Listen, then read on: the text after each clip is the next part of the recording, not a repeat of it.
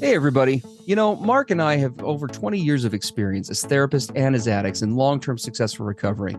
We know better than anyone what works and what doesn't to break out of porn and sex addiction, heal betrayal trauma, and reclaim your relationship.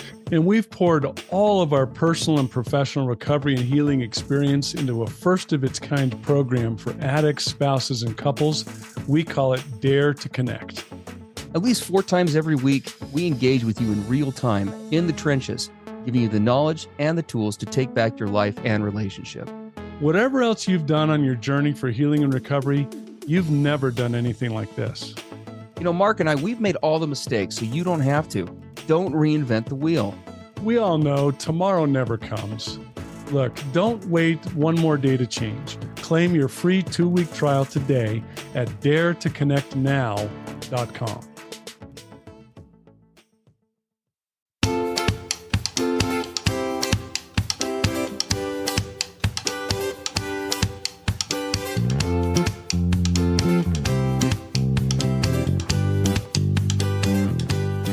Hey everybody, I'm Steve Moore.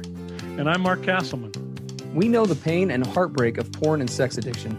And we know the triumph of breaking completely free. Every day, we help our clients find hope and healing. Join us in the fight to take back your life, your marriage, and be stronger than ever. This is the PBSE Squared podcast.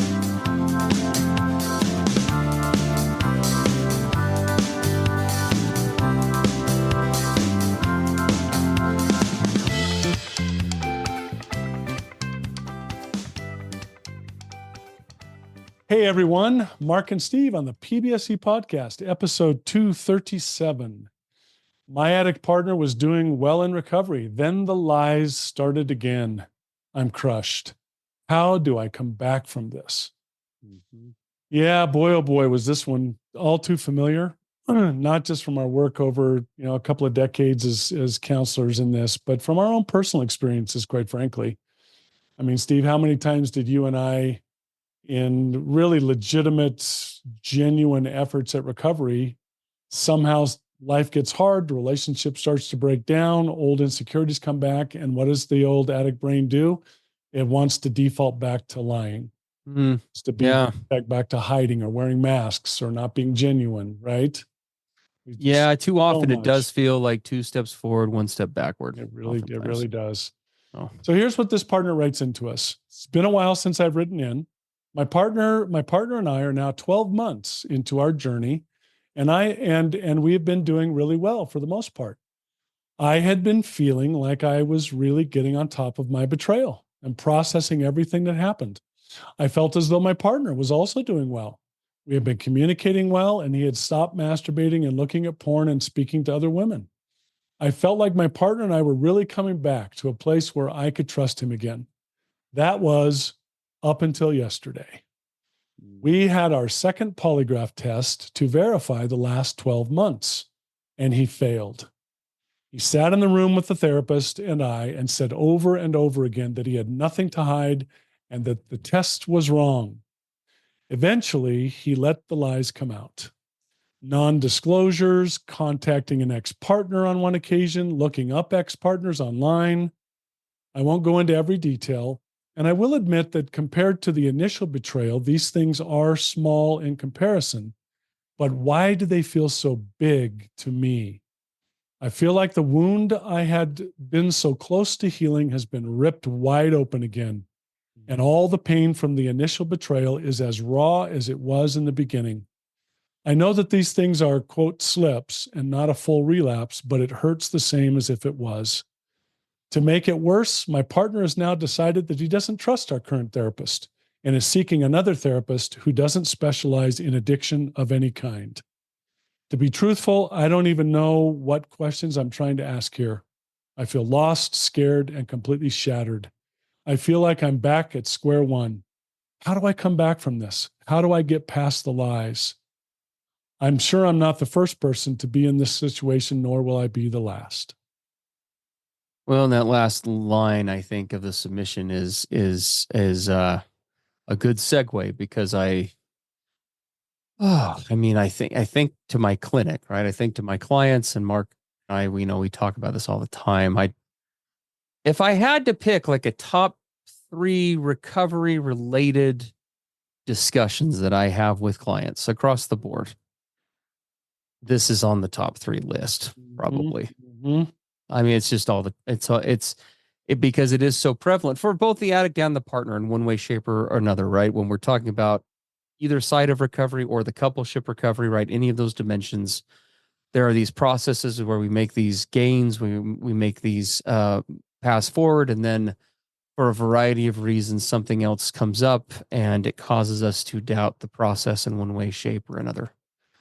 And specifically when it comes to this re-traumatization, or right, the complex nature of re-traumatizing, or a pattern of trauma, we call that complex trauma, right, in the therapy Yeah, world. because she said that this isn't nearly as big as his initial betrayals, but why does it still feel so big to me? Yeah. Yeah. Well, and you have to go back to the basic rules of trauma we talk about all the time, right? Rule number 1 is that nobody decides what a traumatic event means to me, but me, right? There are a whole series of things that happen in the brain when trauma occurs that determine how it reflects or on us or on our psyche and how it impacts us. And this complex trauma, where the brain establishes and recognizes this pattern of events, right, where these things are happening over and over and over again. One of those side aspects of that, right, is the amplification of these issues. Yep. Right, when these things happen, even though intellectually we may say, well, yeah, this may not quote unquote be as bad, right, from an intellectual or a behavioral standpoint, but on the emotional end of the spectrum, it can feel just as bad, if not in some cases worse. And even though recovery very much is a trajectory, that does cut both ways, right? Because on the one hand, uh, if the trajectory is moving in a positive direction, that is what creates the hope. That is what creates the what would you say, kind of the catalyst, right? It's the critical mass that says we can make it, we can be invested. One or both partners are able to derive hope from that because they can see the changes.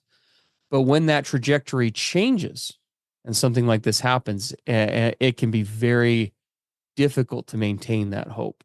Yeah.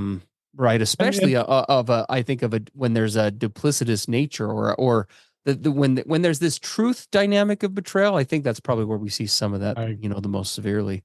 I agree. And trajectory is a hard word, because we want, it's understandable. A betrayed partner says, look, I just want all this stuff to stop. The continued betrayal, the lying, the gaslighting, the going outside the relationship, everything. Can we just get on a good track? But trajectory, what does trajectory say? It says it's not just a straight line. It's right. It's an up and down. And that's where it becomes horribly difficult for a betrayed partner, is the down part. And the other side of it is it very easily becomes an excuse for an addict when we use the word trajectory. We'll talk a Absolutely. little bit more about that in a minute. Yeah, no, absolutely. I think that's 100% correct. She goes on in her submission. She talked about, that initial question of why does this feel so big? And then she goes on, and there's this next part is important to talk about. To make it worse, my partner has now decided that he doesn't trust our current therapist and is seeking another therapist who doesn't specialize in addiction of any kind. So before we really talk about, get too much into the solutions here, it is important we just want to give some thought and some feedback about some of the context going on, because we are lacking some information. So we have to read into this a bit. It is interesting because in the submission, she talks about, we met with our therapist. Initially, he denied and said, no, I don't know what's going on. The polygraph should have been fine. There shouldn't be an issue. And then as they talked in the session, it came out that he actually had been lying. And right, that's where all this kind of spilled out. And so without any other context, we're kind of left to make a judgment call based on that. And I guess the question comes up, right? What is the real motivation here for this addict wanting to change to a different therapist, but one that doesn't have any sort of specialized training in the area that he's struggling in of any kind? When we read this, I thought about my own personal past in addiction. If you've got a situation where an addict who a guy in recovery who is now, in this case, gone back to addict mode in that session, it takes a really skilled therapist to get that guy to come out of his Mr. Hyde mode back into telling the truth. So I'm kind of reading between the lines and saying, this sounds like a really good therapist. Yeah. The guy to come out of that, gaslighting and lying and the polygraph must be wrong, to finally admitting what was really happening. Man, that's a therapist I'd want to stick with. Mm-hmm. But you can see why an addict wouldn't, right? Not a guy in recovery. A guy in true recovery is going to want to stick with that therapist, but a guy in addict mode, he wants that therapist long gone. Mm. Yeah, right? Absolutely. Sure. No, absolutely. I mean, there's a lot of truth to that. And so again, we hope that's not the case, but that we did want to bring that up because it actually does actually tie in with some of the other things that we're going to talk about here when it comes to boundaries, right? And where to start with this issue. And as we try to help this partner a little bit. Steve, you and I, we talked about as we prepared for this, why would an addict in recovery lie like this in the first place? He's in a polygraph, right? Yeah. He fails it. And instead of owning it and using his recovery skills and just saying, wow, you know what? You got me. I've had struggles. I've had problems. Let me own them. Let me try to figure out where they came from and why. And right, all the things that we do in recovery. Why would a guy go to just straight to lying? You'd think, dude, haven't you learned over all these years or decades that that's catastrophic? But the addict brain, what does it say? And I've talked about the fact that because of my experiences as a kid, I learned as a kid that honesty wasn't the best policy. I learned in my own head the way to get to be safe is to not tell the truth, because when you own stuff, owned up to it, you usually got, the crap beat out of you or severe punishment or whatever from dysfunctional adults. So I learned not to tell the truth. And so what happens? You can just see this addict in that scenario. He fails the polygraph. He's now being confronted with the fact that that's happened.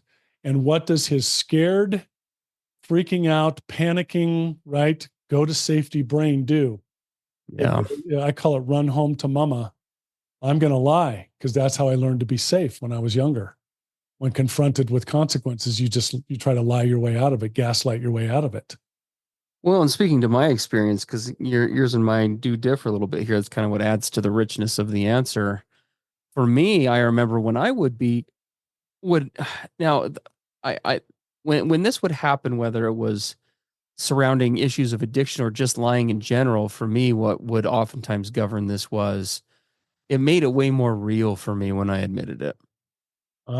Which obviously is very childish because it's real either way, right? But to actually speak it out loud, to take ownership of it, like I think there was a part of me that in a juvenile way, it was very much kind of like the flamingo sticking its head in the sand when it sees the tiger running at it. Just if it's out of sight, it's out of mind, and if it's out of mind, then it's either not as bad or not as real or whatever the case is. But when I would take ownership of these kinds of things and like stand in the light, it was that to look at myself, and I know, Mark, you connect with this. We addicts, we really struggle to in any way, in any significant way, to love ourselves, and taking ownership of these things oftentimes in those moments just felt like confirming evidence of what I tried so hard to avoid, was that I was just a bad guy and a piece of crap. And yeah, so I can't admit it. Like I can't admit it, right? Because if I do, then what does that mean? You would tell the basic truth of the thing, but that's as far as you would go. Like, okay, fine, we'll get it out here, but then you wouldn't face it or own it. It could be that, or there were times because that's how usually it operated with Brittany. But then if we just expand the concept to when I would lie to friends or family, or you know what I mean, like trying to keep a good image, I already had such a poor self-image. I didn't feel like I could afford to play any sort of role in making it worse. I can't take one more hit to my reputation. Yeah, exactly. Yeah, I was just like, I'm already such a pile of garbage. I just can't. I can't own this. I can't own this. I can't do it. Yeah. Right. Yep. I got to wear the mask. I got to put on the pretense, because nobody will ever accept me or love me or support me or anything if they find one more flaw in me, because I'm already full of holes. Yes. One more big hole here, I'm done. Absolutely. I really do feel that way. Yeah. Yeah. So that's kind of some thought process into the addict mind a little bit. But if we look at this does tie into, if we take this back to the partner side, right? Um, it well, and I like one thing that you mentioned before we started talking, Mark, and I know you covered this a minute ago, but just kind of reemphasizing it, the desire just not to change. I mean, I think most addicts can relate to the idea of, like, we know deep down that our lives are not working as they are. This No. world of deception, duplicity, minimizing, hiding, secrecy, and it's not working, but we don't know anything better either. And it kind of is almost a subset of what I was just talking about. Like, we're not really even surviving, but we fear the alternative so much, right? That we just keep going along in our dysfunctionality because we We just, stay with the familiar. Yeah. yeah, exactly. And we've just, man, in our Dare to Connect program, Steve, haven't we just finished up to almost 2 months on this topic of boundaries? We have spent more time on this topic than we have on it. Usually we cover about a month time max on a topic, and we've gone about 2. I don't think I've ever seen a deeper dive on boundaries. And why are we bringing up boundaries right now in this discussion on this podcast? Because what Steve and I both decided or chose to begin to learn in our addiction recovery was we had no personal boundaries. Now, what do I mean by that? And Steve, I know you've said this too. I always, in the very back of my mind, even in my deep, dark addiction, I knew in the back of my mind there was a good guy in there. Somewhere, someplace, there was a higher self, a more authentic me, a better me, a higher me. And I was really yearning and longing to be that guy, but I figured it was impossible. But what was I lacking in my life? I was lacking the personal boundaries in my life to surround that authentic self. And we've just spent months talking about teaching guys in Dare to Connect how to do this, right? We first start with, what are my wants and needs in my truer, higher, authentic self, my vision of my ideal life, my happiness, my peace, my joy? What are my wants and needs along those lines?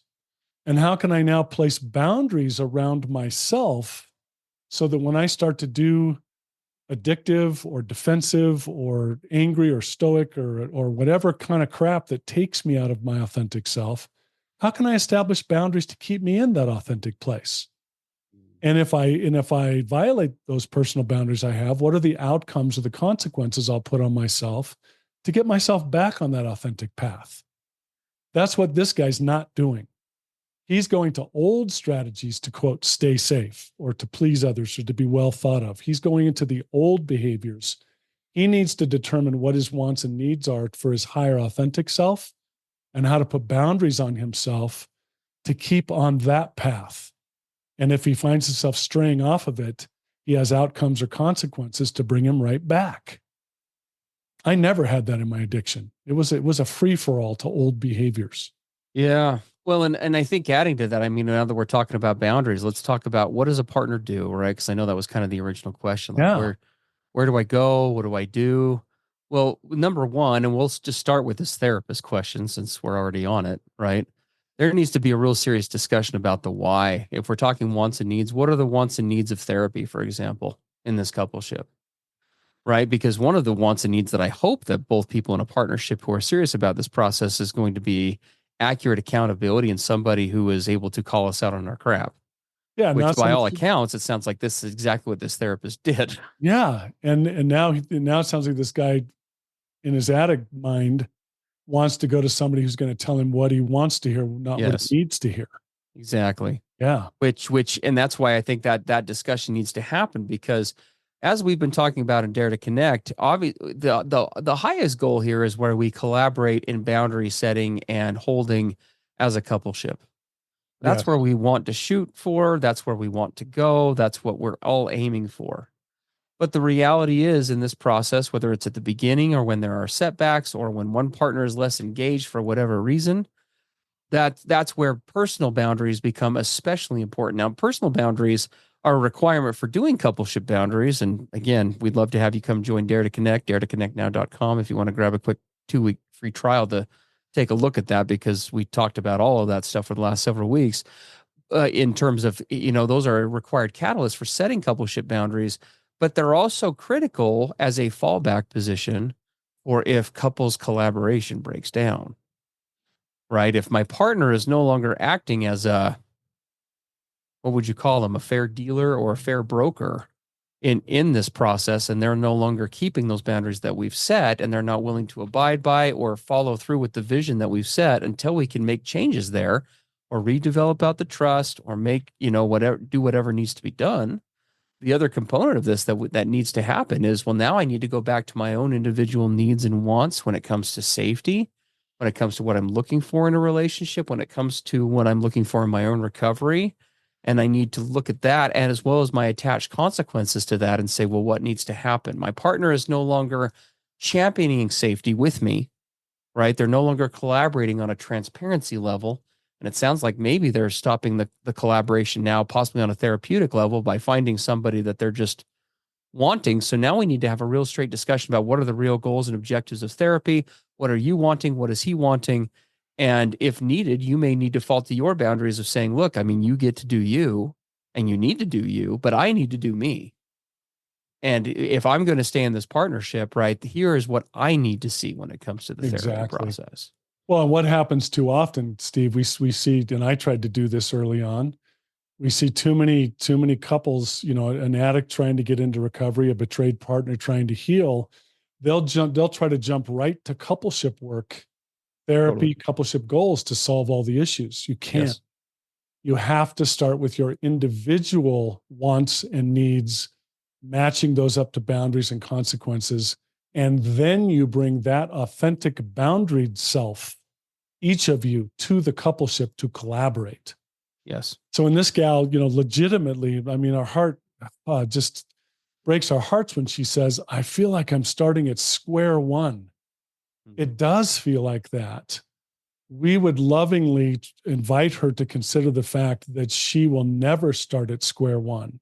And why? Because she will never be the same person that was originally betrayed by him. Yeah. She's learned more. She has grown. She has evolved. She has developed. Hopefully, she's learning to set her own boundaries around her own wants and needs and to hold them fast and firm.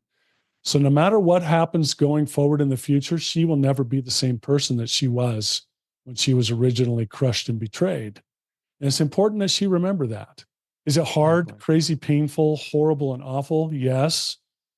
But I'm not that person that I was back then. I'm me now. And I have boundaries. I know my wants and needs clearly. I'm setting boundaries around myself to protect those wants and needs and my authenticity. So nope, I will never be the same. And I will never start at square one, no matter what. Very important to realize that. Well, and we don't have time to get into this today, but just if we were to talk quickly about one element of healthy consequences or outcomes that are attached to boundaries, right? There need to be boundaries always need to, and the wants and needs behind them always need to be clearly identified and spelled out in a coupleship, so that we can't expect a partner to even consider if they can abide by boundaries, much less comply with them, unless they know what they are. Mm-hmm. So those need to be clearly identified and shared. But then along with that, right, those consequences or outcomes, they are not to weaponize. They are not to punish. Consequences and outcomes have nothing to do with that. Consequences and outcomes, if they're set correctly, are usually a less functional or collaborative method of preserving or pursuing the needs that the original boundary was set around. Right. Yeah. So what's a need that this spouse is clearly identified as, from what she sent us? She has a need to feel safe, to trust, to feel like she's in a relationship she can trust. She wants to be vulnerable and put herself out there. Mm-hmm. And she wants to have the connection and the collaboration and the closeness. She wants that. He has now violated that need. Now, what are the consequences or outcomes she needs to put in place, not to punish him or control him, but to be true to her authentic original need? How does she try to keep that intact now that he's done this? Yeah. So, for example, like with this therapist discussion, if she were to have a discussion with him, and we are assuming that he would be honest in that discussion. Okay, so addict partner, you want to change therapists. Okay. Number one, why? What are the concerns and what are the issues and what are your needs in a therapist?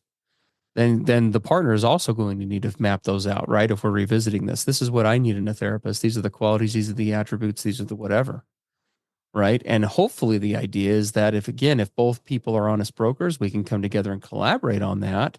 And whether it's sticking with this therapist or maybe if we do switch, we're still finding someone who's meeting the needs of both people. The both people. If, however, he is not an honest broker and some of what Mark was describing potentially going on is in fact the case, or his needs in a therapist are so diametrically opposed to hers, then they may have a choice to make where, again, okay, well, you get to decide how you handle your recovery. I'm not here to dictate your recovery to you, but I do know what I need in mine.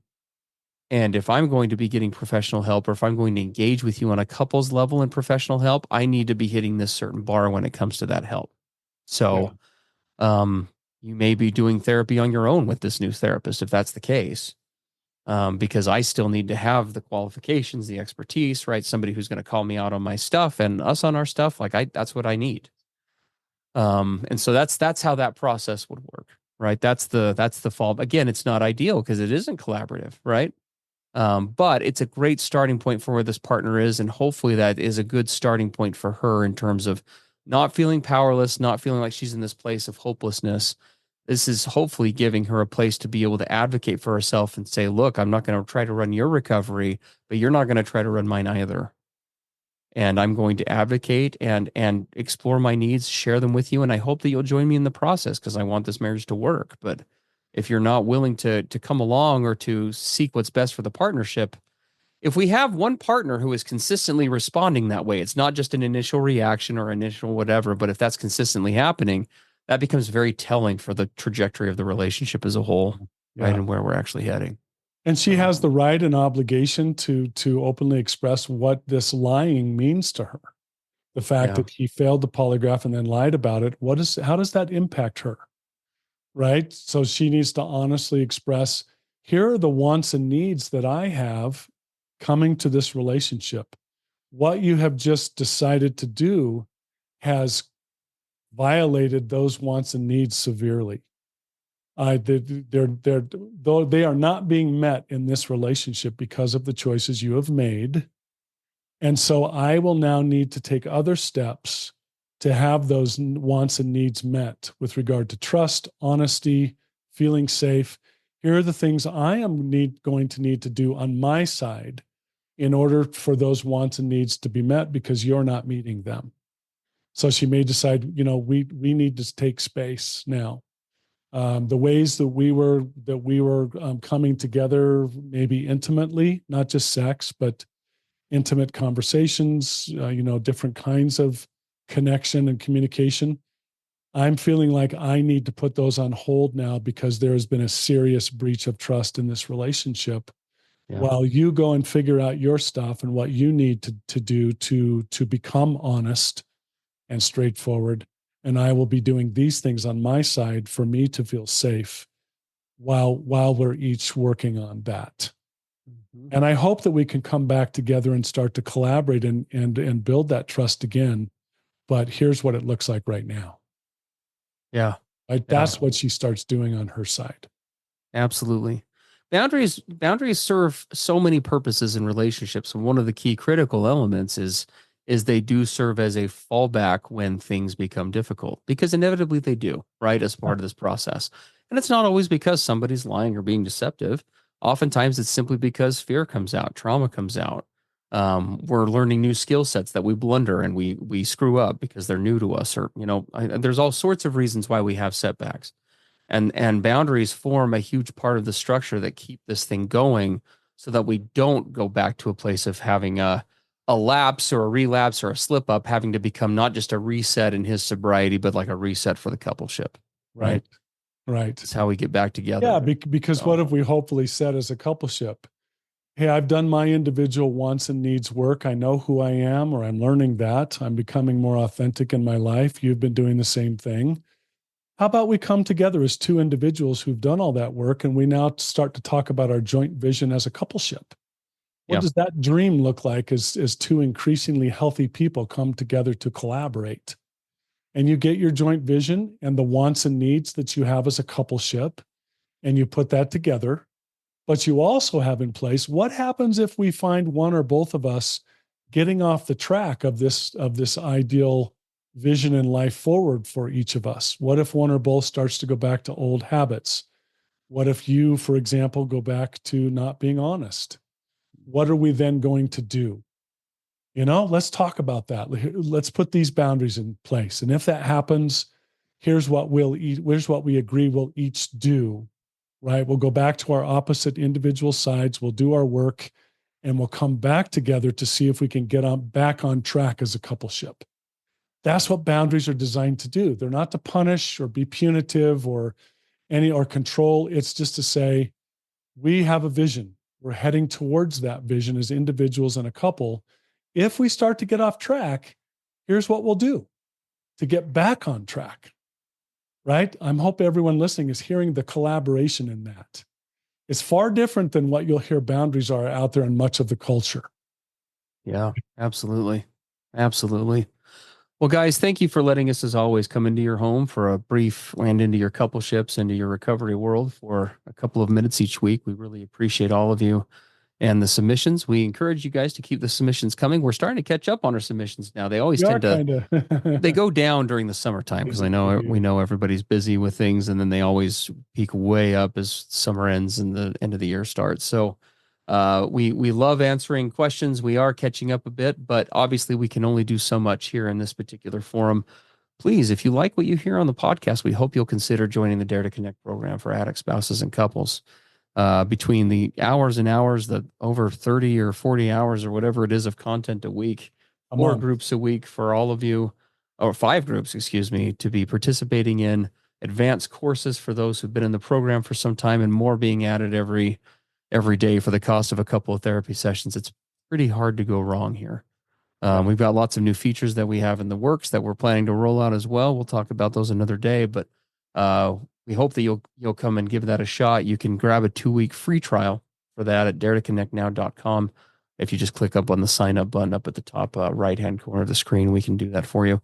And as always, if you are looking to send us a submission for the podcast, if you go to pbsepodcast.com, there's a contact form at the bottom of the page that you can access that at. And you can also search the ever-growing blog that Mark is kind enough to maintain using keyword searches up at the top of that pbsepodcast.com screen for, we now have, what is this? 237, I think, episodes, a repository of wealth of podcasts that we have, all not monetized, all without commercials added to it, for your benefit and for your recovery. So. Yeah. All right. Hey, thanks for being with us. And we will pick things up with you on our next episode. Absolutely. Take care, everybody. See ya. Everything expressed on the PBSE podcast are the opinions of the hosts and the participants and is for informational and educational purposes only. This podcast should not be considered mental health therapy or as a substitute thereof. It is strongly recommended that you seek out the clinical guidance of an individual qualified mental health professional. If you're experiencing thoughts of suicide, self-harm, or a desire to harm others, please dial 911 or go to your nearest emergency room.